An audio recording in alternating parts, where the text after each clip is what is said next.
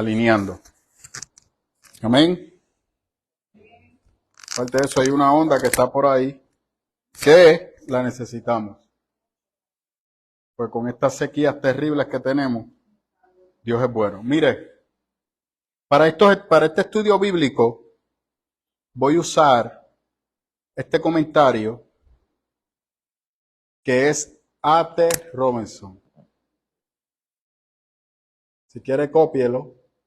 Y usted que lo está mirando, este comentario bíblico es uno de los más completos que existe del Nuevo Testamento. Así que aquí usted tiene desde Mateo hasta Apocalipsis, todo el Nuevo Testamento redactado. ¿Qué tiene de especial este comentario? Que usa de referencia el texto original. Él usa mucho el léxico y el significado del texto y usa las palabras en griego para que tenga una idea. Ven, el capítulo 1 arranca diciendo llamado a ser apóstol y te lo va a poner al lado en griego lo que significa. Kletos apóstolos. Entonces te añade y te dice adjetivo verbal de kletos, de kaleo, sin eienai, del literal apóstol llamado. Entonces uno dice, pero ¿qué tiene que ver eso? Bueno, porque cuando tú vas al texto original, entonces esto te va a arrojar luz de por qué Pablo arranca con esa afirmación de apóstol, que es como él arranca el capítulo 1:1 de Corintios. Así es que esto es lo que literalmente me estoy acercando a la nata, ¿verdad? La crema, la calidad, para poder entonces traer este estudio. Hay otros libros que yo tengo en mi casa que también los incluyo, pero voy a arrancar con para de esa manera poder entonces tener una base. Y si usted desea seguirme, pues entonces trate de conseguirlo. Déjeme, no tengo aquí internet para poder verificar el precio.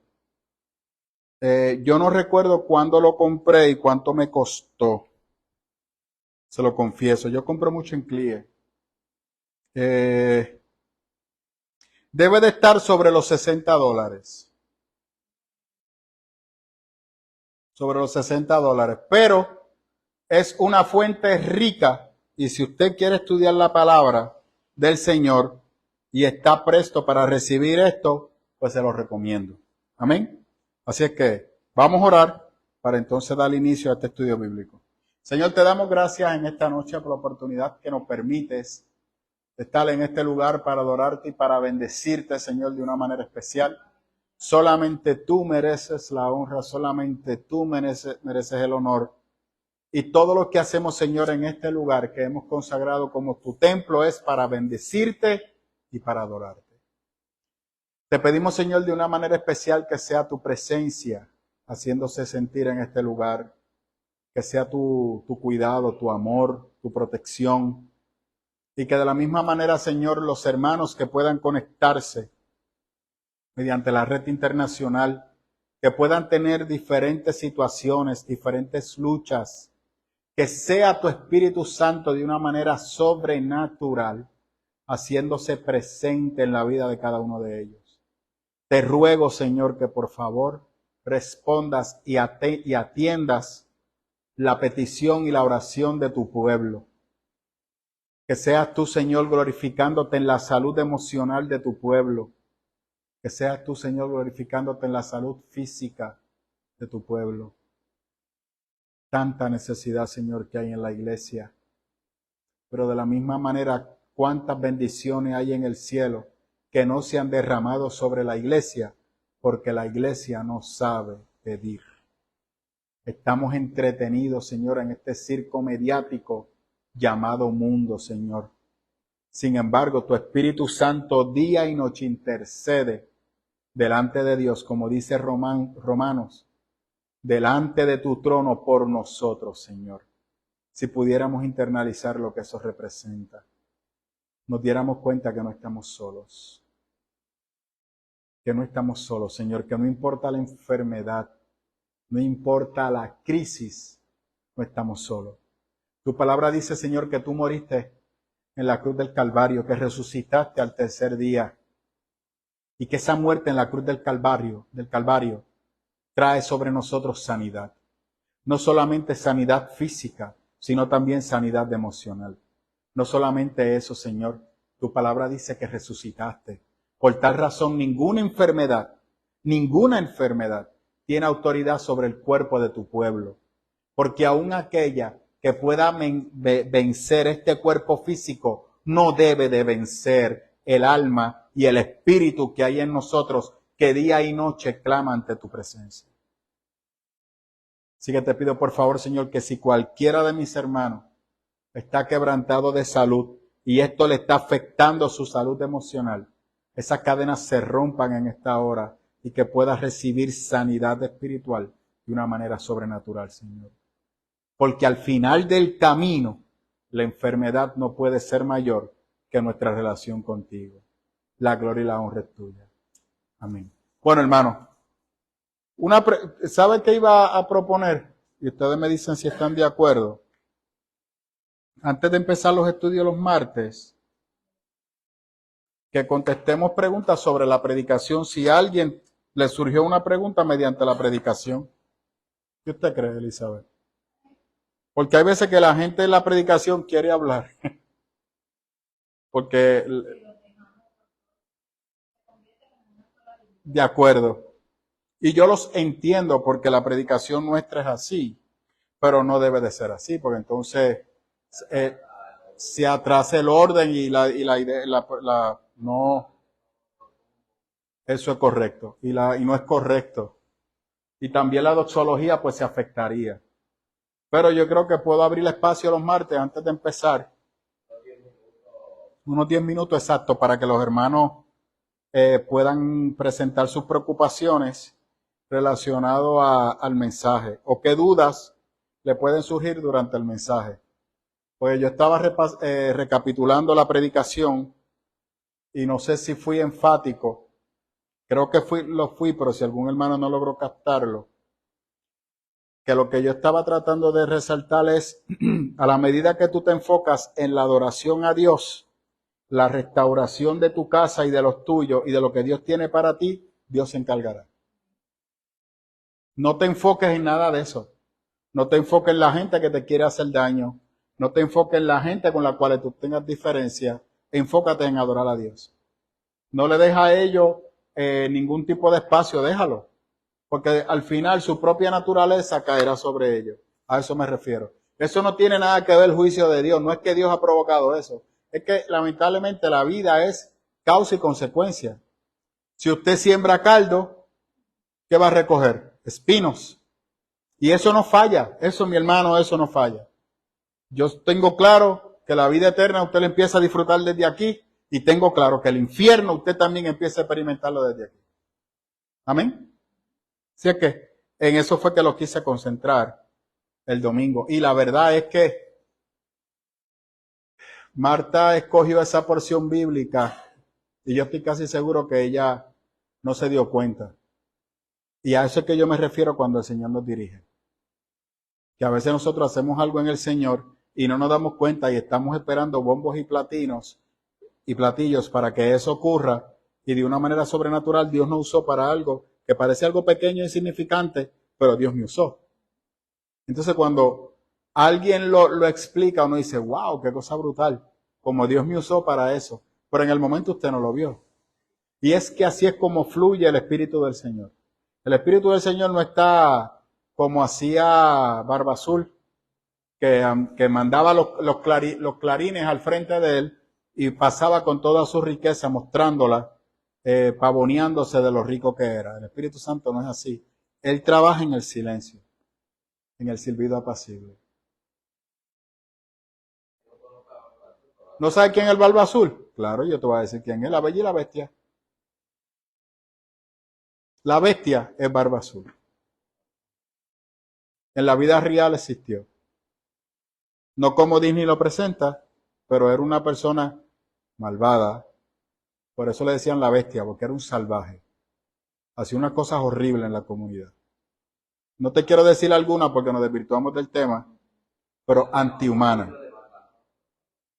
Antihumana, una cosa horrible, horrible.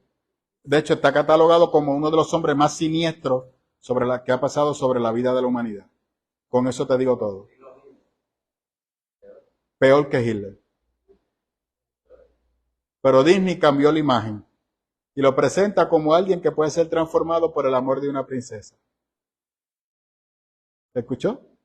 Si usted compra el paquete, pues siga creyendo en fábula. Yo creo en la palabra de Dios. Amén. Bueno, vamos a lo que vinimos. Pablo. Pablo es el que escribe la carta a los Corintios. No hay duda alguna de que Pablo es el redactor de este libro, de esta carta. Hoy en día le llamamos libro, pero fue una carta, es una epístola. Epístola es carta. Hay que entender algo, siempre lo he dicho. Al momento de que el Nuevo Testamento, nosotros le llamamos Nuevo Testamento, se está redactando, aquellas personas, geógrafos o personas que Dios va a empezar a usar para redactar, no saben lo que están haciendo. Me explico. Los apóstoles estudiaban el Antiguo Testamento. No tenían otro libro para estudiar. Estudiaban el Antiguo Testamento o los antiguos escritos, como le llaman los judíos, y empezaron a estudiarlo a la luz de Jesús. Las enseñanzas de Jesús sirvieron para que los apóstoles reinterpretaran el Antiguo Testamento, porque ahora hay que reinterpretarlo. Los apóstoles principales, dentro de los cuales estaba Pedro, que era el líder, Pablo en ese momento histórico no estaba, no entendían mucho el Antiguo Testamento. ¿Por qué? Porque no tenían la capacitación para entenderlo. ¿Me comprende? No eran eruditos del Antiguo Testamento. Porque ellos no fueron adiestrados a los pies de ningún maestro de la ley. Quien los capacitó a ellos fue Jesús. Así que ellos empiezan a ver el Antiguo Testamento a la luz de las enseñanzas de Jesús. Ninguno de ellos podía pagar un rabino. De hecho, dése cuenta que cuando Cristo los llama, ninguno de ellos pertenece a ningún rabino. Ningún rabino es su maestro. En la antigüedad, los estudiantes no escogían a su maestro. El rabino escogía a sus estudiantes. ¿Me siguen? Y no solamente eso, el estudiante tenía que pagarle al rabino por la enseñanza que recibía. Así que, ¿a quiénes entonces iba a escoger el rabino? ¿A gente pobre que no tuviera con qué comer? Clase media alta. Gente adinerada que pudiese costearle y pagarle a él la educación que iban a recibir. Era como una especie de universidad. El rabino los adoptaba y era literalmente como su hijo. Los cuidaba, los protegía y todavía en la vida adulta el rabino seguía influenciando sobre él y llegaba un momento que si se desarrollaba en la Torá, podía ocupar una posición en el Senadril, que eran los líderes espirituales y políticos del pueblo, dependiendo de su inteligencia y de su comprensión de la ley. A ese nivel llegó Pablo. Ese era el conocimiento de Pablo. Pablo, la primera vez que aparece en el libro de los Hechos. Cuando Pablo aparece en escena, es cuando matan a Esteban y arrojan a los pies de Pablo las vestimentas de Esteban. O sea, ¿qué significa eso en la cultura? Significa que el líder que estaba acusando y tomó de la mano a Esteban cuando estaba predicando en el templo y lo arrastró y lo presentó frente a los ancianos, ¿quién usted cree que fue? El apóstol Pablo. Eso es correcto. Entonces, cuando Pablo lo trae para juzgarlo y señalarlo. Usted recuerda lo que yo le he dicho a usted, que en el templo reinaba la ley mosaica. Que aquellas personas que dicen, volvamos a la senda antigua, brincan que en el tiempo de Jesús estaban tratando de aplicar la senda antigua. Quien manda en el templo es Dios. La ley que se va a aplicar en el templo es la Torá, la palabra de Dios. Y se va a llevar al pie de la letra. El Imperio Romano no permitía que se ejecutara a nadie que fuera del Imperio Romano, ni a nadie que fuera de Israel. ¿Qué significa eso? Que en ese momento histórico, ¿por qué entonces mataron a Esteban? se había logrado un acuerdo entre el Senadril y los líderes espirituales, en este caso Caifás, de la mano del Imperio Romano, de que debido a que se estaban levantando tantos movimientos mesiánicos para buscar la liberación de Israel, de que esos movimientos que ellos pudieran tener acceso, ellos los iban a juzgar y erradicarlos. Eso es correcto. Tenían un control. Ellos podían encarcelar, y si la persona estaba descontrolada, para evitar que se contaminara el pueblo, ellos mismos con su propia ley lo eliminaban. Así es que, en otras palabras, Esteban fue encontrado culpable conforme a la ley de Moisés.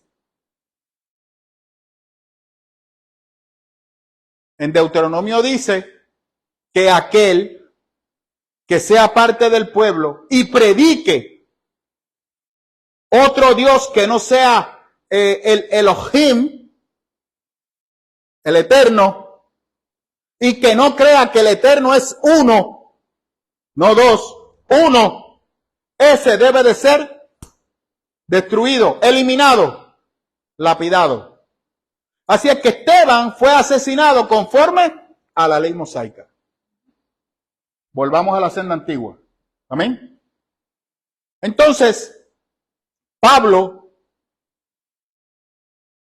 continúa su proceso y llega un momento que el fuego del cristianismo sigue esparciéndose. La persecución se da en Jerusalén, dirigida por Pablo. Pablo empieza a perseguir a este grupo de cristianos, y a la medida que va persiguiendo Pablo a estos cristianos, los cristianos salen de Jerusalén para entonces ir a otras partes del mundo conocido del Imperio Romano. Lo que facilitó la expansión, que se expandiera rápido el Evangelio, es... Sí, eso es correcto. Muy bien, don José. Dios usó la persecución para que los judíos hicieran su voluntad. Los apóstoles. ¿Por qué? Porque los apóstoles seguían con la mentalidad de que hay que terminar de evangelizar a los judaicos, a los de la casa. Eso es correcto. Y los de la casa estaban cerrados, que no. Tanto era así que Pablo, ¿dónde iba a orar? Al templo. Hasta que en un momento le dice, cogen a Pablo y lo encierran. Y cuando Gamaliel ve cómo Pablo se expresa, el mismo Gamaliel da la alerta y dice, mira, yo ese chamaco no lo conozco. Ese es un pescador. Ese es una persona del burgo, una persona pobre. No sé de dónde ha recibido el conocimiento que tenga. Vamos a dejarlo quieto, no vaya a ser que nos estemos dando cosas contra el aguijón. O sea, no vaya a ser que nos estemos lanzando y haciéndonos daño nosotros mismos porque estamos peleando contra el mismo Dios. Esa no fue la misma frase que el Espíritu le dio, que Cristo le dio a Pablo, ¿se acuerda? Pablo, te estás dando cosas contra el aguijón. Estás tú mismo haciéndote daño porque me estás persiguiendo a mí. Interesante, ¿verdad, Gamaliel? Nada. Pablo logra crecer y llega un momento que el Evangelio está por diferentes partes. Entonces se le da la responsabilidad a Pablo de ir a perseguir a esas personas. Usted sabe la historia en el libro de los Hechos, de camino a Damasco. Pablo cae, que el mismo Cristo lo confronta. Pablo queda ciego, tiene que ir a Ananías. Ananías ora por él. Entonces ahora Pablo está tratando de insertarse en el grupo de los apóstoles. Los apóstoles lo rechazan, los discípulos lo rechazan. En el libro de los Hechos nos redacta y nos dice que tuvieron miedo porque ese Pablo es el que estaba persiguiendo y encarcelando a los cristianos. El revolú se hace más complejo porque entonces hay una persecución en Damasco y Pablo tiene que salir en una canasta bajado por la muralla para proteger su vida. Porque quieren matar a Pablo, lo mismo con lo cual él andaba, ahora lo querían matar a él. ¿Quiénes querían matar a Pablo? Los judíos. Pronto cuando entremos a Corintios, vamos para allá. Estamos tratando de explicar a Pablo. En esa filosofía de Pablo, Pablo ahora tiene que ser entrenado o educado en el conocimiento de Jesús. Y a Pablo le tomó 10 años que tuvo que esconderse en Egipto. Literalmente, algunas fuentes dicen que Pablo era casado, que Pablo al momento de tener el encuentro con Jesús, ¿está listo? Perdió su riqueza, perdió su matrimonio. Y por eso Pablo no se volvió a casar. Se quedó solo. Según dicen algunas fuentes históricas. Luego de eso, Pablo inicia el proceso junto con Bernabé, con Juan Marcos, Tito, luego se inserta Timoteo, y Pablo, dirigido por el Espíritu Santo, se enfoca no en Jerusalén, sino en los lugares de Roma donde el cristianismo había llegado, pero no había sido esparcido, no había un impacto grande del cristianismo. ¿Por qué? Porque el líder en ese momento histórico era Pedro. Y Pedro todavía estaba confuso sobre el sacrificio de Jesús versus la ley de Moisés. Entonces, para Pedro, él entendía que Cristo era Dios encarnado, con eso no hay duda, pero el proceso de arrepentimiento de las personas era un proceso similar al judaísmo. Entonces las personas tenían que hacer proselitismo. ¿Qué era proselitismo? Tú dejas ese estilo de vida que te está dirigiendo y ahora te va a regir la ley de Moisés. Te vamos a educar a respetar la ley de Moisés, que incluye la circuncisión. El hombre se tenía que circuncidar. Tenía que entonces integrarse a una sinagoga y permitir que el rabino lo educara en la ley de Moisés. Enviar los diezmos al templo, enviar las ofrendas al templo que estaba en Jerusalén, para que los rabinos y los líderes espirituales, los ancianos, el Sanedrín, Caifás, administrar esos recursos. Eso era lo que Pedro pensaba. A pesar de que estaba siendo perseguido por predicar que Jesús era Dios encarnado. En ese proceso, Pablo llega y Pablo viene con una visión diferente.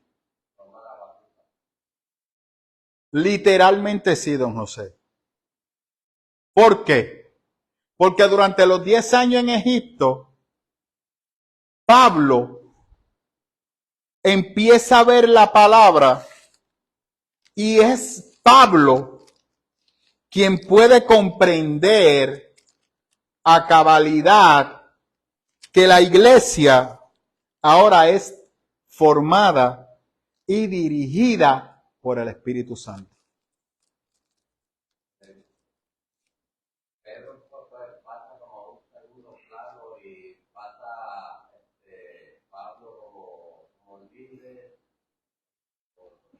En papeles, Pedro seguía siendo el líder. En la práctica, Pablo se convirtió en líder de la fe cristiana. Ahora, en el mundo pagano, Pedro se queda todavía con los judíos y Pablo literalmente logra un impacto a nivel de mayor, sí, porque ahora se concentra en el Imperio Romano, en los no judíos, que eran más que los judíos. ¿Por qué? Pablo tenía una virtud. Pablo sabía 3 idiomas. Sabía hebreo, sabía latín y sabía griego. Eso es correcto, Pedro no.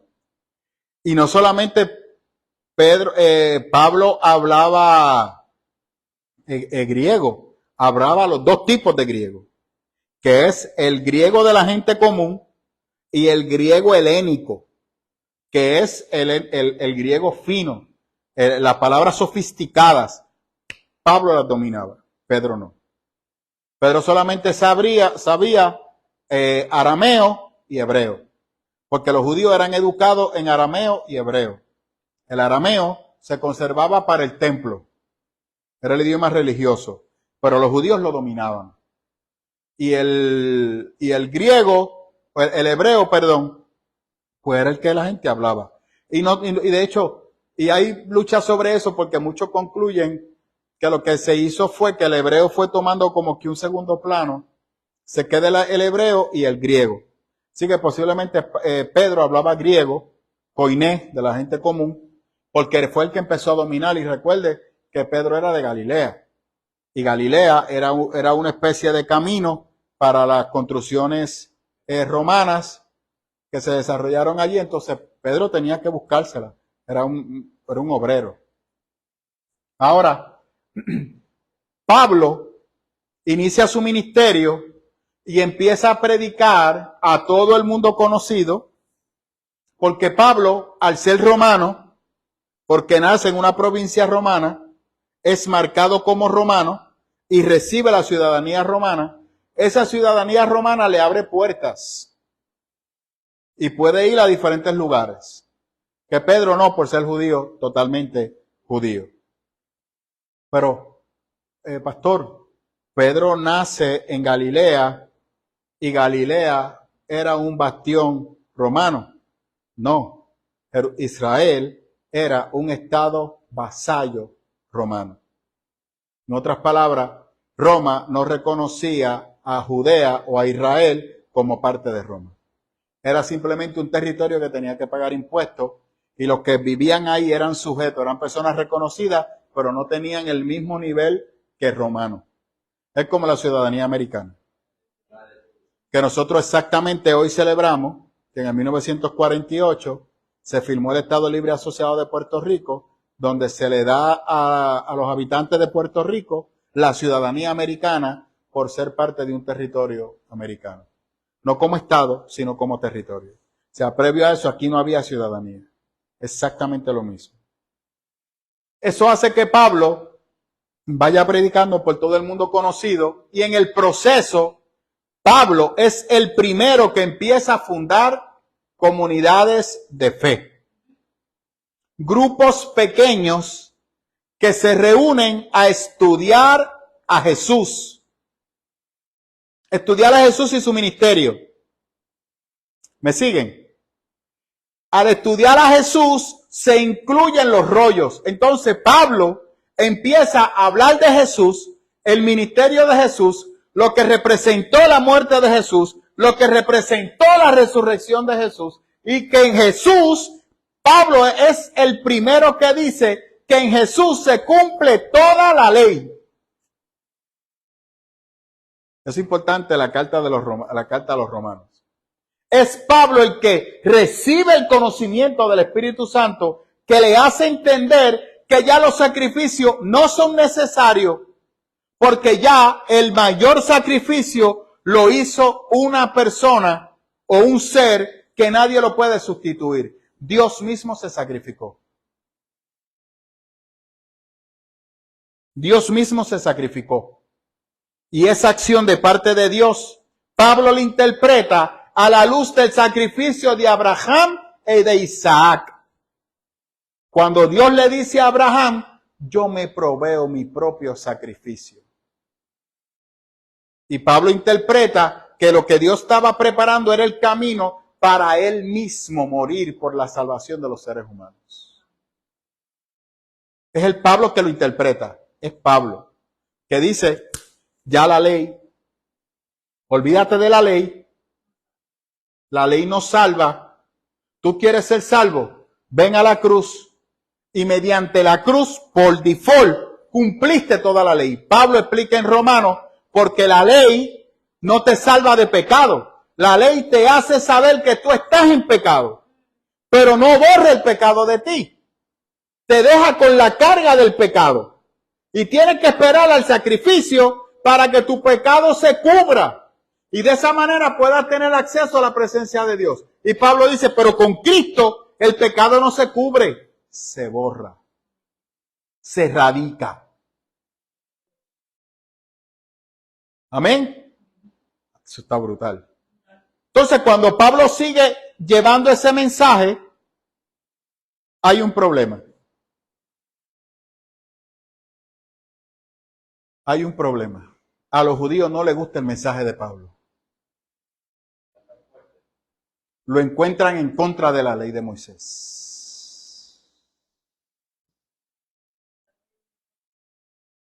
Porque eran los judaizantes. Entonces Pablo constantemente va a tener la lucha de predicarle a los gentiles con mente distorsionada y ahora tiene que predicarle a los judíos que están sumergidos en la ley, que interpretan todo a la luz de la ley. Y que Pablo está tratando de decirle, olvídate de la ley. Ya eso no sirve para nada. Eso sirvió en un momento, pero ya no más. Ustedes nunca entendieron la ley porque nunca pudieron cumplirla. Porque Pablo dice, la ley es tan y tan exigente que si tú fallas en un solo mandamiento, fallaste en todo. Estás liquidado. Entonces Pablo es el primero que dice, ven acá. ¿Tú quieres hablar de la ley? Vamos a hablar de la ley. ¿Con qué ley se salvó Abraham? Tú que dices que yo estoy predicando algo que no aparece en la palabra. ¿Con qué ley fue justificado Abraham? ¿O su fe, su confianza, su obediencia se le cumplió como elemento de salvación? Como justicia. ¿Me siguen? Entonces, ahí el judío empieza a decir, contrale, ¿verdad? ¿Qué ley existía cuando Abraham? ¿Qué ley existía cuando Noé? ¿Qué ley existía cuando Adán y Eva? No existía ninguna ley. Era la pureza del corazón y era buscar a Dios en espíritu y en verdad. ¿Y qué dice Pablo? Deje de estar circuncidándose. Circunciden sus corazones. Ahora, Pablo tiene un frente, que son los judaizantes, y tiene ahora otro frente más, los epicúreos.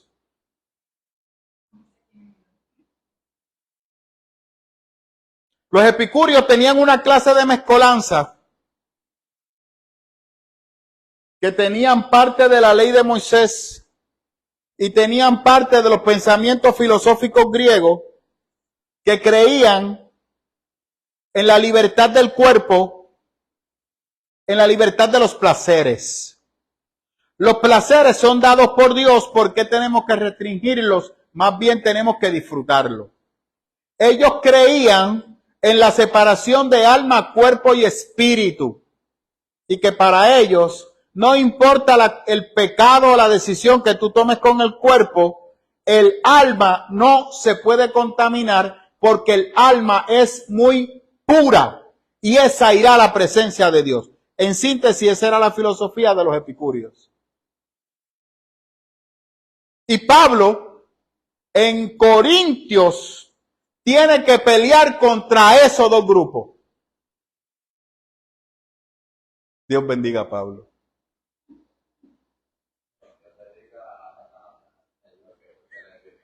Gracias, José, tienes toda la razón. Porque si no hubiese sido por Pablo, yo les aseguro a usted que tuviésemos una mezcolanza horrible. El Señor iba a tener que levantar a otro. El Señor iba a tener que levantar a otro. Ok. Los epicúreos, bueno, déjeme ver. Sí, los epicúreos no creían en la resurrección del cuerpo. Creían en la resurrección del alma. A saber cómo se daba eso. Porque el cuerpo era polvo y regresaba al polvo, a la tierra. Pero el alma era la pureza y la esencia que iba a la presencia de Dios. Por eso es que yo tengo la guerra a veces con el hermano Víctor Cruz.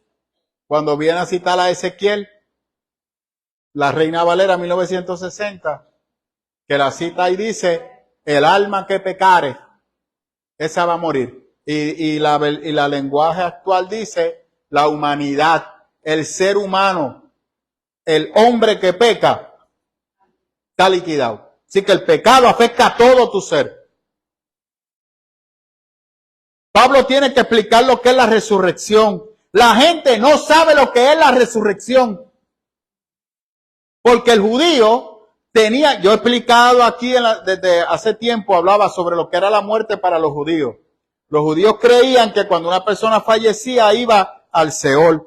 Para ellos el Seol era el lugar de los muertos, donde todas las personas que guardaban la ley iban allí. ¿A qué iban allí? El judío no sabe. Luego, en Babilonia, se desarrolla el pensamiento de la resurrección, que en algún momento Dios, que tiene el control de todas las cosas, de lo bueno y de lo malo, iba a procurar ver que todas esas personas que guardaron la ley, por la ley iban a ser salvos y Él los iba a resucitar. Y esa era la visión que tenía María cuando Cristo le dice, María, Lázaro va a resucitar. Y María dice, sí, maestro, yo sé que Él va a resucitar en el día de la resurrección de los muertos. Y Cristo le dice, María, yo soy la resurrección de los muertos. A eso es que Cristo se refiere. Ahora, ese pensamiento no era un pensamiento que estuviera a nivel de los maestros y los rabinos. Era un pensamiento que estaba en el pueblo. La gente común y corriente pensaba eso. Los rabinos sobre la muerte no decían nada.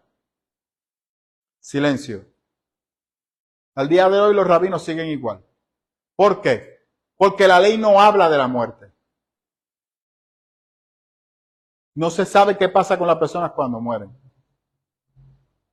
En el Antiguo Testamento no se explica. Así que los rabinos guardan silencio. Sin embargo, los rabinos tienen la teoría o el pensamiento que no está en la palabra ni en la ley, que el espíritu, cuando se desprende del cuerpo, el alma está 3 días dando vueltas porque no se acaba de enterar que ha fallecido. Por eso en las tradiciones judías, cuando una persona muere, los espejos los tapan para no hacer sufrir el alma del que acaba de fallecer al tratar de mirarse en un espejo y que no se vea. Por eso Cristo, cuando va a resucitar a Lázaro, ¿a qué tiempo lo hace? Al 4º día. ¿Qué Cristo está diciendo? Eso es un embeleco de ustedes, eso mi palabra no lo enseña. ¿Quién inspiró al Antiguo Testamento? ¿Quién lo inspiró? Jesús. Jesús. ¿Qué dijo Jesús en Juan? Porque nadie ni ha visto al Padre, ni ha escuchado al Padre. Solamente su Hijo. ¿Quién entonces ha bregado con la humanidad desde el principio? Cristo. ¿Quién es que dice en Filipenses? Porque es aquí que Dios se vació, dejando todo para hacerse un humano común y corriente. ¿Quién explica eso? Pablo. Filipenses lo escribe Pablo. Pablo, bueno, en una de las cartas a los romanos, una de las cartas de Pedro, creo que la segunda carta de Pedro. Pedro dice, porque aún Pablo, con el conocimiento y la ciencia que Dios le ha dado, aunque a veces se pone complicado, pero os pido, hermanos, que escuchen con gran detenimiento la enseñanza y la sapiencia de Pablo. Pedro. Literalmente, ¿qué está haciendo ahí José? Y como líder se está echando a un lado para decirle a este tipo sabe más que yo. Porque entonces el mismo Pablo, en Gálatas, tiene que corregir a Pedro porque está haciendo las cosas mal. Porque Pedro no entiende la ley. No conoce la ley. Lo que tiene de ley es referencias. Y Pablo es el que se sienta y dice, no. Vamos a ponerle esto en orden. La ley finalizó. Nace los del camino. Los del camino. ¿Qué predicamos? A Jesús. Él se encarnó. Él se encarnó. Juan escribe después de Pablo. En el principio era el Logos era Dios, el Logos era con Dios. Eso lo escribe Juan después, porque Juan también se convierte en discípulo de Pablo y recibe el conocimiento de Pablo. Si usted se da cuenta, los evangelios sinópticos, Mateo, Marco y Lucas, Lucas fue discípulo ¿de quién? De Pablo. Marcos, Mateo y Lucas no hablan de esa resurrección. No hablan de esa encarnación, perdón. No hablan de eso. Hablan de la manera sobrenatural que Dios se encarnó. Pero no como Juan lo expresa. Juan lo expresa ya a otro nivel. ¿Me siguen? Juan dice, desde antes del mundo ser creado, ya Dios existía. Entonces, en el Nuevo Testamento vemos que el ángel se le presenta a María y le dice, he aquí que el Espíritu Santo vendrá sobre ti y tú vas a concebir de manera sobrenatural porque Él se posará sobre ti. Pero de eso es que habla, pero no explica nada antes. Juan dice, no. Desde antes que eso ocurriera, ya Dios existía. Él no comienza con ese nacimiento, no. Citando a Pablo en Filipenses, Él dejó toda su grandeza, todo su poder, porque desde antes que el hombre pecara, ya Dios tenía el plan de encarnarse y venir a este mundo. ¿Quién explica eso? Pablo. Por eso yo tengo en casa un libro que se llama El pensamiento filosófico de Pablo. Y es un mamotreto así. De hecho, el próximo martes lo voy a traer para que usted lo vea. Dos. Y es Pablo que desarrolla a cabalidad la teología del Espíritu Santo. Y es Pablo que junto con Lucas describen que la función de Dios en la tierra ahora la lleva a cabo el Espíritu Santo. Interpretando lo que Cristo dijo, os dejaré el Paracleto, el ayudador, el que os guiará toda verdad y justicia, el Espíritu Santo. Previo a Pablo, en el Antiguo Testamento no existía la enseñanza del Espíritu Santo. ¿Me siguen? Ok. El libro de los Hechos nos dice que Pablo está predicando. Y se encuentra un grupo de discípulos. Y le dice Pablo, ¿recibieron ustedes el Espíritu Santo? ¿Qué les dicen ellos? ¿De qué tú hablas? Hemos sido bautizados en el bautismo de Juan. Y Pablo dice, no. El bautismo de Juan fue bajo la ley. Pero el del Espíritu Santo es otra cosa. Pablo se sienta, lo doctrina, los enseña y reciben al Espíritu Santo. En el libro de los Hechos. Alaben al Señor. Lógico. Vamos entonces, antes que eso, no podemos brincar, para que no me malinterprete. Tenemos a Pedro, que está en casa de Simón el Cisnero. Allí tiene la visión del lienzo, que Dios le dice, no llame inmundo lo que yo he purificado. ¿Qué Dios está haciendo con Pedro? Cambiando su visión, ¿qué? Judaica. Está diciendo, deja de estar pensando como judío. Ya yo purifiqué todo en la creación. Aquí no hay animal impuro ni impuro. Todos. Ya sale de esa visión. Pedro, muévete. Y le añade y le dice, Pedro, ahí hay unas personas que vinieron a buscarte. Son los siervos de Cornelio que yo los he enviado. Ve con ellos. Él termina la visión y Simón le dice, mira, hay unos tipos ahí que te están buscando. Y cuando él baja, él dice, mi amo, Cornelio, mandó por ti. Y Pedro, sin preguntar, se monta y se va. Cuando llega a la casa de Cornelio, Cornelio le dice, yo estaba orando a tal hora y un ángel me habló y me dijo que enviara por ti porque tú tenías palabra de Dios para mí, para mi casa.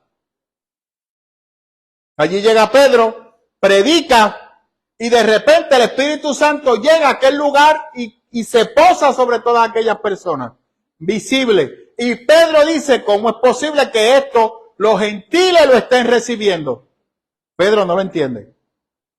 ¿Me siguen? Es algo que Pedro ahora va a empezar a comprender. Pero Pablo, cuando empieza su ministerio, lo tiene claro y empieza a llevar el evangelio de esa manera. Y es Pablo que desarrolla la teología del Espíritu Santo. Ese es el poder de Pablo para la iglesia. Así que cuando empieza a fundar la iglesia, predica a Cristo como Salvador y al Espíritu Santo como nuestro guía. Y entonces Pablo es el que explica lo que son los dones del Espíritu Santo. Las virtudes del Espíritu Santo. Las habilidades que el Espíritu Santo va desarrollando en nosotros. ¿En base a quién? En base a Jesús. Dígame, don José, ¿dónde se quedó? Eso era, no, Corintio era una ciudad. Vamos a hablar sobre ella ahora.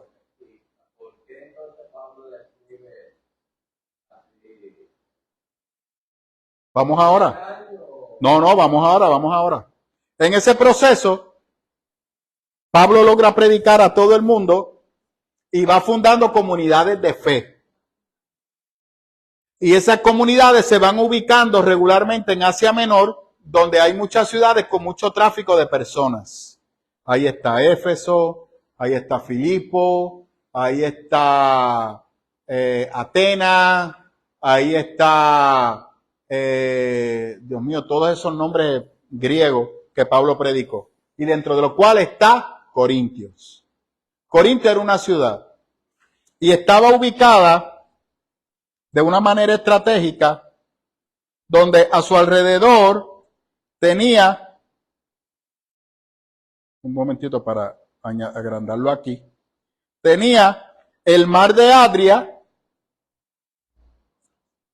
y Corintios estaba ubicado de una manera estratégica porque estaba cerca de Atenas y todos los barcos que venían de Macedonia, de Dalmacia, de la parte norte de Misia, que venían para evitar tener que llegar al mar Mediterráneo, para después tener que subir, se movían entre Atenas, Secreas y Corintios. Desarrolló una especie de tramo donde unos esclavos, cuando el barco llegaba, lo colocaban y lo arrastraban, donde entonces llegaban a la zona de Acaya y de Grecia, que de esa manera adelantaban el tiempo y llegaban al mar de Adria. Eso hacía que Corintios fuera bien conocida y poblada. Era una ciudad antigua griega, a unos 5 kilómetros al sudoeste del actual canal, que cruza el istmo de Corinto. Al sur había un monte de 550 metros de altura, con laderas abruptas, en cuya cumbre estaba la ciudadela. Vamos a hablar de eso. Eso es correcto. Como el canal de Panamá. El canal de Panamá. Abrupta, en cuya cumbre estaba la ciudadela. Vamos a hablar de eso. Con un templo a Afrodita.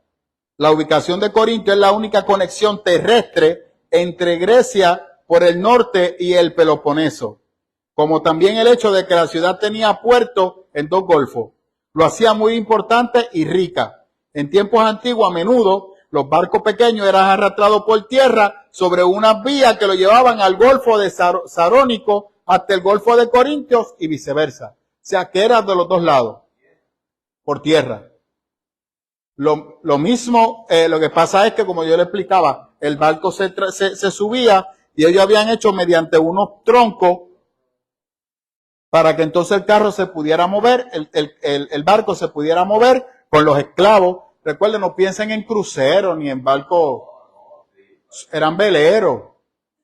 Si usted va, y de hecho algunos veleros algo grandecitos que transportaban mercancía, porque era una zona comercial. ¿Me sigue? O sea, pero no eran veleros así como lo que vemos hoy en día o como el Titanic.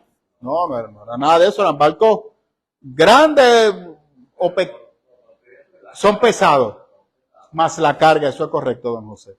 Porque muchos de ellos estaban bien cargados porque eran zonas comerciales. Pero eso era lo que hacía distinto a Corintios. En otras palabras, Corintios era una ciudad rica. Pablo funda la iglesia de Corintios en una comunidad rica. Por eso yo decía el domingo que la presión social de los corintios era demasiado fuerte. Demasiado fuerte. Y los cristianos tuvieron unas luchas grandes.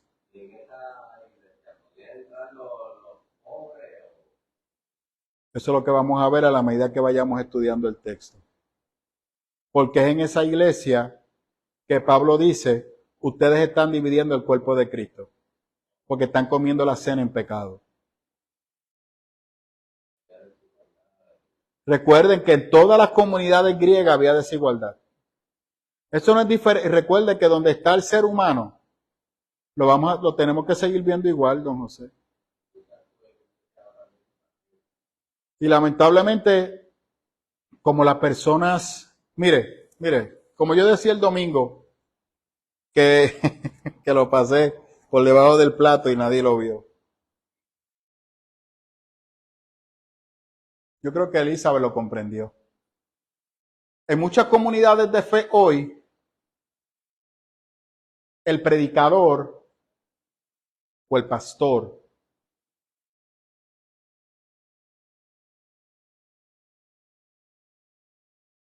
el criterio para escogerlo es una especie de llamado luego de ciertas actividades que hacen grupales para desarrollar líderes.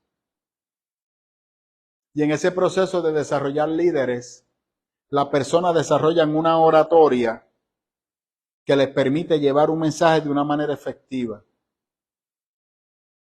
Y una de las cosas que yo decía el domingo es que muchos de estos predicadores o oradores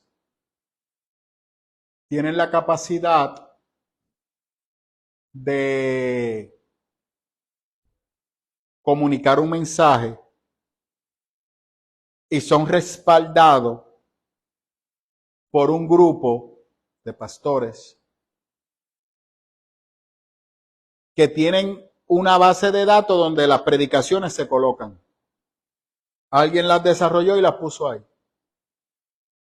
Entonces lo que se le enseña es que deja de estarte preocupando por eso. Hay un grupo de personas que va a estar orando por ese mensaje que tú vas a predicar. Dedícate a la administración de la iglesia y que la iglesia crezca. No pierdas el tiempo estudiando la Biblia. Eso ya hay una persona que lo va a hacer y te va a entregar el mensaje que tú tienes que predicar. Y cuando usted va a la base de datos, usted busca la predicación y la predicación la baja a la tablet. Y cuando usted mira, la persona tiene un bosquejo que no lo desarrolló él, se lo desarrolló otra persona. Entonces la persona predica ese mensaje. Amparado en eso, lo que se está promoviendo es que la iglesia sea una iglesia próspera, sea una iglesia bendecida, y esa bendición espiritual va a traer como consecuencia la visión material. Eso es una media verdad. Porque a la medida que tú buscas del Señor, yo puedo decirte que la persona se convierte en una persona próspera, pero no necesariamente materialmente hablando. Esta mañana Rose me hizo una pregunta. Perdona, mi amor, que te exponga. Rose me dice, ¿cuáles son los placeres de la vida? Porque tú te pasas predicando tanto de los placeres de la vida. ¿Cuáles son los placeres de la vida? Yo le digo, mi amor, los placeres de la vida son relativos.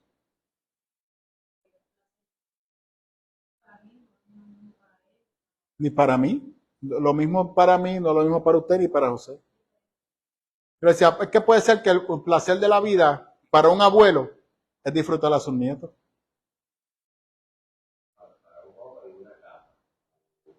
Quizá el placer de la vida para un joven es un carro, una casa, buena ropa y tenis. Eso es correcto. Sin embargo, para una esposa, placeres de la vida puede ser que su esposo siempre esté con ella.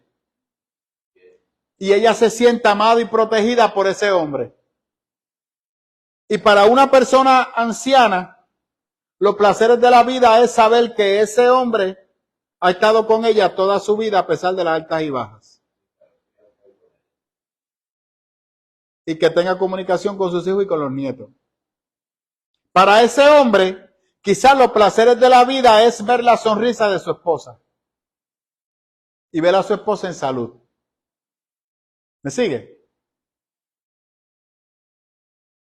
Los placeres de la vida son relativos, pero todos son pasajeros. ¿Por qué? Porque cambian a la medida que las necesidades van surgiendo.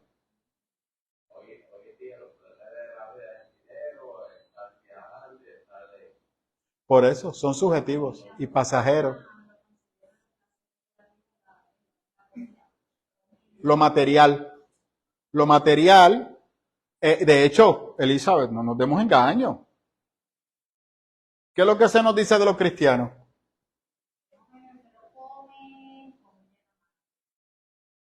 Y eso está mal, eso es horrible, eso no es nada saludable. Pero nos lo enseñan como un placer de la vida que se permite dentro de la iglesia. ¿Están malos los placeres de la vida? No, porque Dios los creó. Claro, ¿qué dice Pablo? Todo me es lícito, pero no todo me conviene. Pero entonces estas comunidades, con estos líderes, se enfocan en desarrollar las iglesias, en que las iglesias crezcan enfocadas detrás de todo este mensaje en el desarrollo individual de sus miembros. ¿Cuál es el problema? Cuando usted como predicador o como pastor desarrolla el mensaje que Dios le ha inspirado a usted para llevar a su comunidad de fe, esa inspiración dada por Dios surge de la necesidad de la iglesia. Cuando usted está preparando el mensaje, que usted está haciendo su estudio, haciendo el 1611 del texto, buscando el marco histórico del texto, y luego que usted hace todo ese trabajo, tiene ahora la tarea de que el Espíritu Santo le dirija a cómo aplicar ese mensaje. Ahí entra que el Espíritu Santo te muestra la necesidad del pueblo. Y cuando tú estás predicando, antes de tú predicar ese mensaje a la necesidad del pueblo, has tenido que ministrarte a ti como pastor. Y te pregunto a ti, si tú vas a una base de datos para aprenderte una predicación, ¿con qué esa predicación te va a ministrar a ti? ¿Sabe lo que provoca eso? Una separación entre el pueblo y el pastor. ¿Por qué? Porque el pastor se desconecta de la necesidad del pueblo y está predicando una cosa cuando la iglesia está padeciendo otra. ¿Y qué hace el pastor? Trata de arrastrar por los pelos a la iglesia a la visión que él tiene. Y ahí usted tiene la desconexión entre la comunidad de fe y el líder espiritual.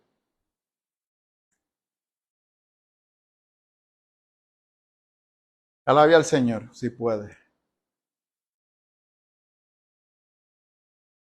Por eso la necesidad y lo que llevo tiempo diciendo en esta comunidad de fe, si la iglesia donde tú estás no se dan estudios bíblicos serios y fundamentados, corre por tu vida. Escapa de ahí. No te quedes ahí. Si te quedas ahí, eres tan culpable como los malos maestros que tienes ahí. El culpable es usted. Y si Cristo viene,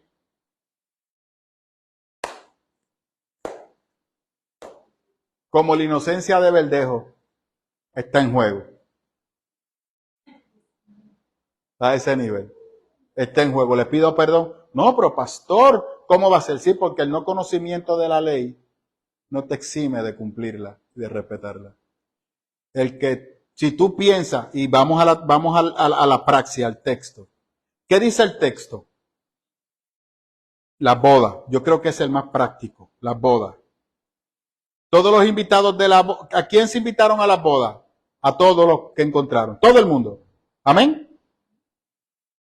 Pero todos los que fueron invitados por el anciano fueron vestidos, fueron calzados, fueron preparados con la vestimenta adecuada para estar sentados en la mesa. ¿Cierto o falso?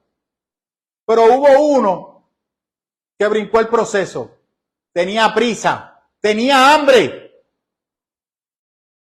Yo no voy a hacer la fila esa. Se sentó en la mesa. No tenía las vestimentas adecuadas ni el calzado adecuado. Empezó la fiesta, dice el texto. Y el padre se dio cuenta de que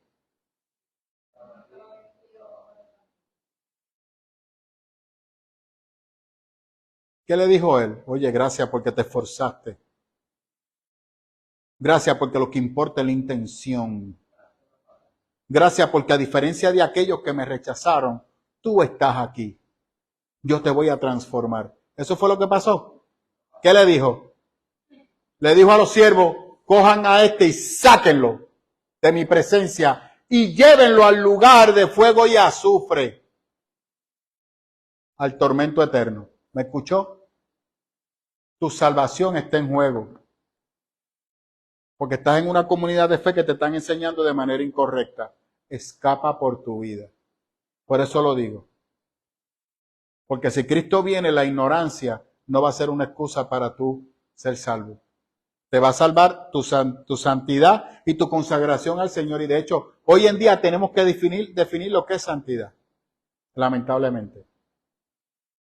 Porque tú podrás ser la apariencia de santidad más grande del mundo. La ropa, no te pintas el pelo, pero eso es por fuera. Pero ¿y tu corazón qué? Los 7 días, y aún así tu corazón está lejos de Dios. Porque así mismo eran los fariseos. Esa era la santidad de los fariseos. Pablo dice, Dios no le agrada esa santidad. A Dios le agrada la santidad que emana del corazón. Y Pedro dice, la belleza de la mujer o la consagración de la mujer no es su apariencia externa. Es lo que emana de dentro de ella. De ella nace su hermosura y hermosea lo de afuera. Es el corazón. Volvemos a lo mismo. La consagración y la santidad es mi vida honra a Cristo. No con la boca, sino con mis acciones. Porque, ¿qué decía Isaías? Este pueblo de boca me honra, mas su corazón está lejos de mí. ¿Quién lo cita? Jesús. Bien dijo el profeta. Y le cita exactamente la palabra de Isaías. Antes yo me acuerdo que mi mamá nunca se congregaba, pero ella pero no congregarse puede perderla. Es una buena pregunta, José.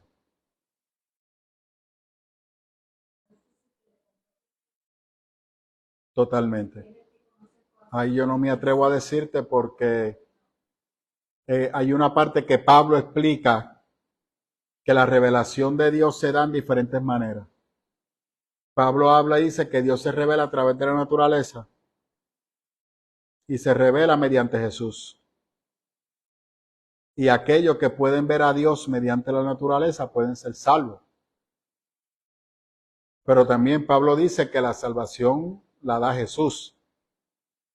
Así que ahí lo más que yo te puedo aconsejar es oración y que Dios te muestre.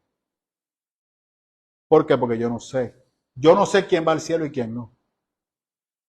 Porque en la iglesia usted puede aparentar lo que usted aparente ser.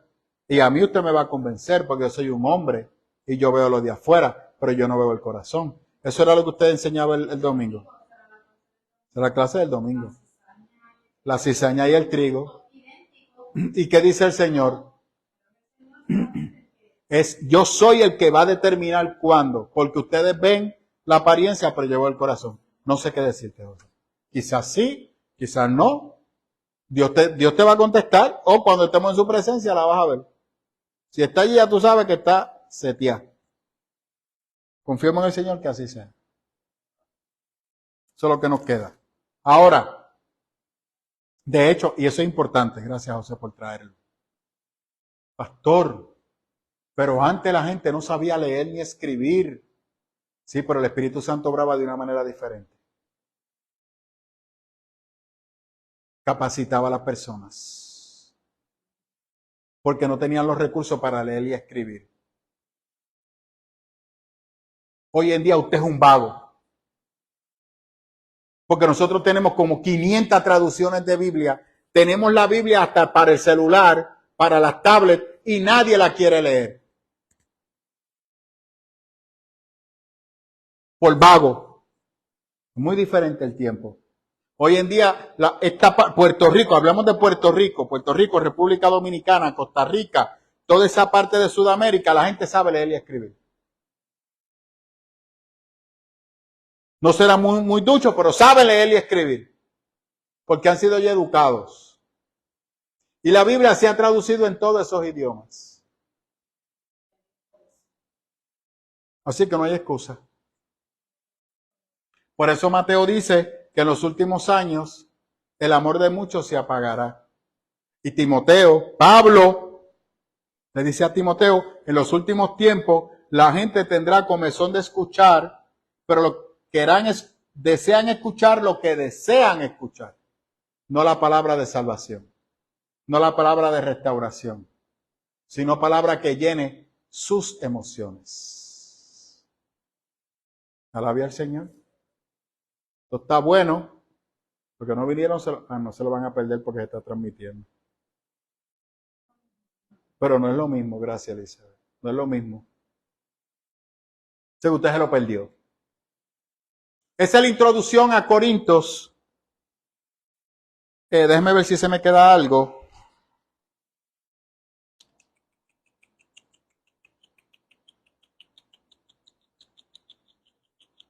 Luego vamos a hablar de la fecha. Ok, Corintios se escribe, vamos a hablar de decirlo hoy. Corintios se escribe en el 54 al 55 después de Jesús.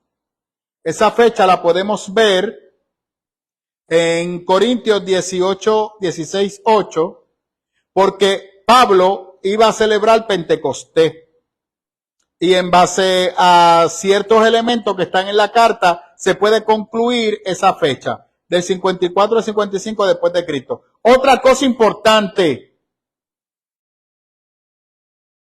la carta que tenemos como la primera carta de Pablo, no es la primera carta de Pablo, es la segunda. Hubo una carta de Corintios que se perdió, no la tenemos. Esa era la primera, esta era la segunda y la segunda es la tercera. Eran 3 cartas de Corintios. En la primera, Pablo estaba atendiendo unos asuntos de conducta inadecuada dentro de la iglesia de Corintios, que incluye incesto, padres que se estaban casando con sus hijas y hijas que se estaban casando con los hermanos. En la primera carta. Y tenemos algunas referencias porque Pablo las cita en la carta de los Corintios. Cuando vayamos a estudiarlo, pues ahí entonces lo vamos a ver. En la carta de Corintios también aparece Apolo. Cuando vayamos al primer capítulo, vamos a ver la división que había dentro de la iglesia, donde un grupo se clamaba a sí mismo para Pedro, para Cristo y para Apolo. Y vamos a hablar de Apolo. Hoy en día nadie habla de Apolo. Nadie sabe quién fue Apolo. ¿Sabe usted qué? Apolo fue tan influyente en las iglesias como lo fue Pablo. Y en muchas comunidades de fe preferían a Apolo a Pablo. Porque Apolo era bien versado en la oratoria y era una persona elegante y apuesta, a diferencia de Pablo. Alabe al Señor. Esto está bueno. Voy a ponerme serio porque esto después yo lo pongo en el canal. Que las personas vayan a tomar la mala impresión de mí.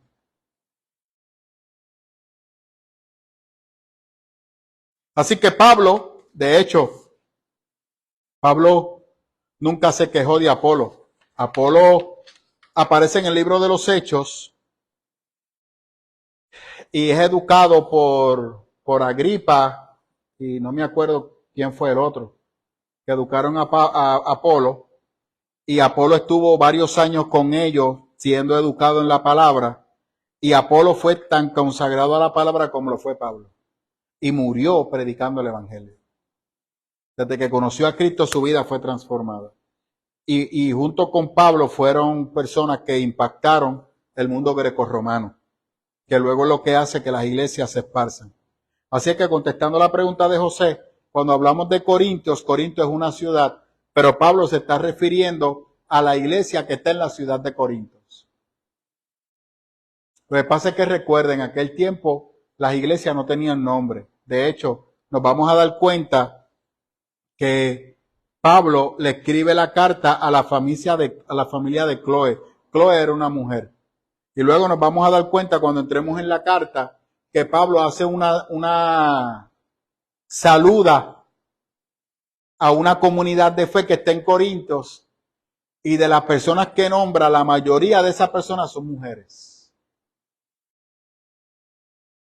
Y cuando Pablo dice en Corinto, la mujer que calle dentro del templo, vamos a ver a qué se refiere, porque eso también se da en Corintios. O sea, Corinto es otra cosa.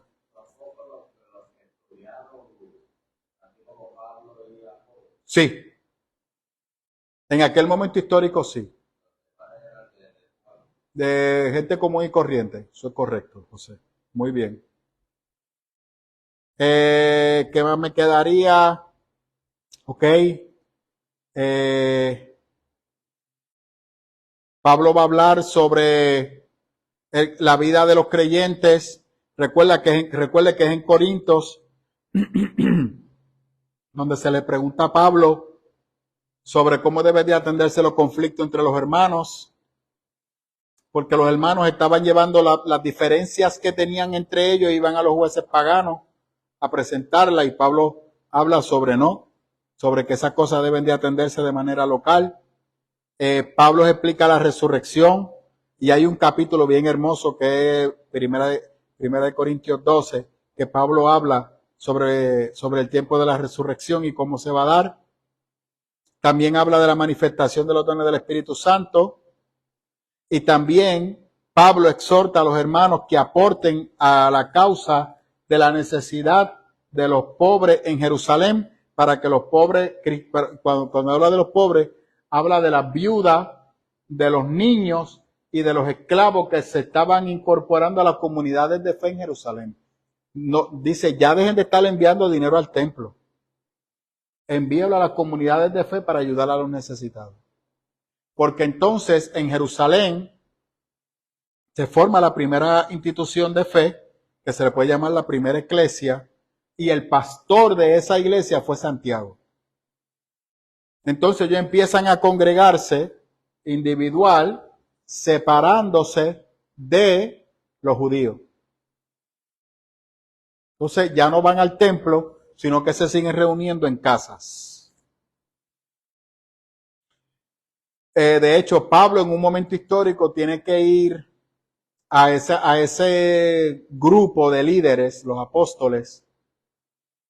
Creo que, si no me equivoco, Hechos 17, del 15 al 17, donde cuestionan a Pablo sobre lo que está predicando.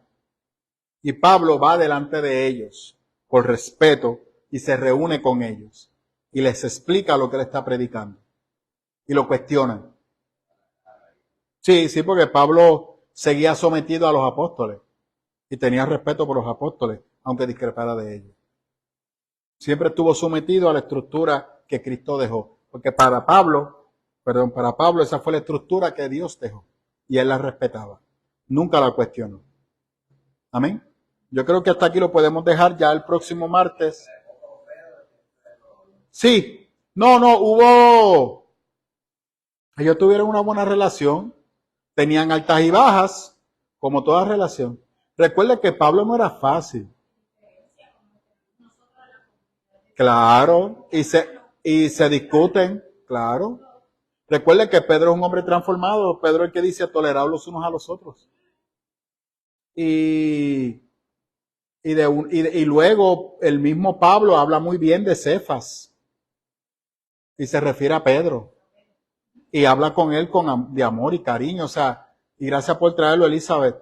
Uno de los problemas que tenemos es que los hermanos piensan que no pueden discrepar. ¿Dónde dice la Biblia eso? No, usted tiene que estar en un solo sentir, en un solo pensamiento. Usted está equivocado, usted puede tener diferencia con alguien. Lo que tiene que tener es respeto para atender esas diferencias. Porque al final del día somos hermanos en Cristo. Y por encima de nuestra diferencia, somos hermanos. ¿Qué es lo que yo le digo a los matrimonios? Tu esposa es tu hermana. No porque tú te casaste y ella es tu esposa, ha dejado de ser tu hermana. Ahora al contrario, ella es tu esposa, tu hermana y amiga. Las tres cosas. Tu hermana, que Cristo te llama a amarla como a ti mismo y estar dispuesto a dar tu vida por él o por ella. Amén. Y el mismo Señor le dice a los discípulos, sean uno como yo y el Padre somos uno. ¿Qué se supone que usted sea con su esposa? Ahí usted tiene la respuesta. El martes que viene, entonces entramos ya en el primer capítulo de Corintios.